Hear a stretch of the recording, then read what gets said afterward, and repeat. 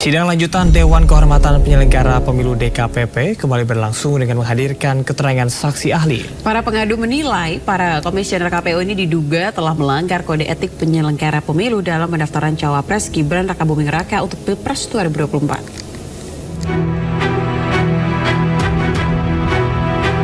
Tiga saksi ahli dihadirkan DKPP dalam sidang 4 perkara dugaan pelanggaran kode etik penyelenggaraan pemilu KEPP yang diduga dilakukan oleh ketua dan anggota KPU RI.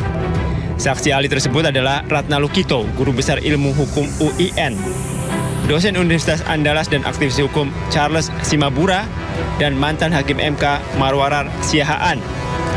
Pengadu yang mengatasnamakan diri sebagai pembela demokrasi TPDI mengadukan komisioner KPU RI, yakni Hasyim Asyari, Betty Epsilon Idrous, Muhammad Afifuddin, Persadaan Harahap, Yulianto Sudrajat, Idam Holik, dan Agus Melas atas dugaan pelanggaran etik. Menyaksikan video tadi, bisa cacat hukum ini pasangan 02. Dan apa solusinya kali ini?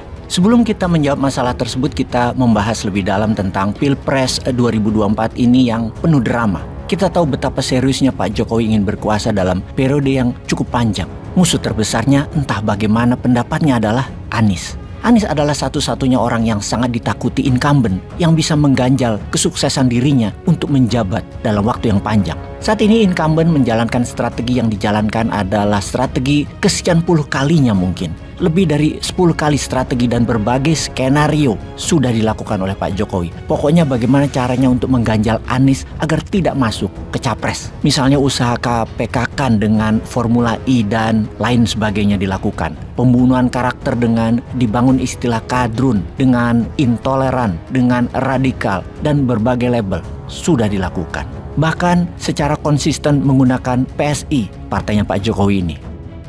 2019 itu ternyata internal PSI juga mengakui bahwa mereka dibantu dibukakan jalan donatur itu oleh Jokowi. Wow. Gitu. Jadi tapi yang menengah-menengah pengusaha-pengusaha. Oke, jadi dari 2019 Jokowi sendiri sebenarnya sudah mensupport PSI. 2017. Dari 2017. Membukakan jalan kepada donatur-donatur dan ini diakui juga oleh internal PSI yang masih ada di PSI sekarang. Oh, oke. Berarti sudah terkonfirmasi ya. Untuk pemilu 2024, jadi mereka mendekati Prabowo begitu kan, dan ada bantuan ya Sen ya, ada komitmen bantuan.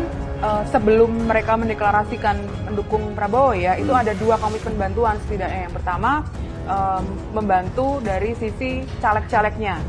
Oh, jadi PSI ini akan dibantu oleh Gerindra atau Ya. oleh Prabowo? Oleh Prabowo ya, Sen ya, oleh jadi Prabowo. biar masuk Senayan maksudnya. Betul. Oh, oke. Ya, dan yang kedua adalah membantu dari sisi yang lain. Gitu.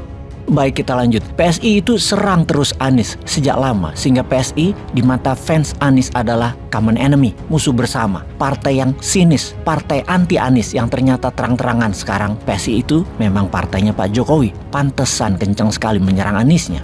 Ketika sedang kencang-kencangnya serangan terhadap Anies, ternyata Nasdem pasang badan ambil Anies sebagai calon presiden. Jokowi pun meradang. Anies sudah dapat kursi capres dan sudah dapat cawapresnya sekarang dengan partai kecil. Pendukungnya Nasdem, PKB, dan PKS. Lalu incumbent punya strategi berikutnya. Buat hanya 2 pasangan saja di Pilpres dengan memasang Prabowo Ganjar melawan pasangan Anies. Rencana ini dapat dipastikan menang dalam 1 putaran jika yang bertanding adalah pasangan Prabowo Ganjar versus Anies. Tetapi sekali lagi, rencana itu gagal. Partai berkuasa PDIP nggak mau kadernya Ganjar ditaruh menjadi orang nomor 2. Selain secara suara dalam survei suara Ganjar, nomor 1 pula hasilnya. Maunya Ganjar 1, Prabowo 2. Di sini Prabowo yang tidak mau. Karena walaupun hanya 1 menit, Prabowo ingin jadi presiden Indonesia. Itu cita-citanya. Malah Ibu Megawati sekarang ambil Ganjar jadi calon presiden. Tinggal Pak Prabowo ada di kubu incumbent, di mana suara wakilnya tinggal Erick Thohir yang tinggi. Dan sebelum calon kuat cawapres tersebut ada nama Sandiaga Uno yang lebih baik disingkirkan dulu, ditaruh di P3 lalu diganjarkan. Dengan harapan Ganjar dipasangkan dengan Sandiaga akan bisa dilawan dengan Prabowo yang akan dipasangkan dengan Gibran. ternyata PDIP pilih Profesor Mahfud. Keputusan pasangkan Gibran adalah keputusan last minute yang hanya bisa dijalankan kalau MK merubah pasal usia atau umur. Yang dengan skenario apapun hal itu bisa terjadi akhirnya, walau merusak tatanan bernegara. Meletakkan Gibran sebagai perpanjangan jabatan ketiga Jokowi adalah usaha terakhir untuk tetap berkuasa. Sekarang skenarionya adalah dengan skenario menang satu putaran. Semua usaha dilakukan, termasuk juru kampanye nasionalnya adalah Pak Jokowi sendiri. Kalau Pak Prabowo atau Gibran sudah stuck nggak naik-naik nilainya, paling top 43% pollingnya, untuk naik tidak ada faktor yang paling bisa merubah keadaan kecuali Pak Jokowi adalah juru kampanye nasional pasangan 02. Saat ini kubu 02 sedang melakukan simulasi lagi. Apa yang terjadi kalau ada 2 putaran kedua karena suara Prabowo Gibran stuck di angka 45%-an? Maka strategi berikutnya adalah bagaimana caranya agar tidak ada Anies di putaran kedua. Pastinya strategi apa lagi yang bakal dipakai 02? Kita lihat saja. Apakah dugaan korupsi kardus Duren Caimin akan dibawa muncul lagi? Apapun itu 02 sedang berusaha mati-matian menggembosi 01. Namun, sekali lagi, apa yang terjadi kalau ternyata putaran kedua terjadi yang masuk adalah 01 versus 02?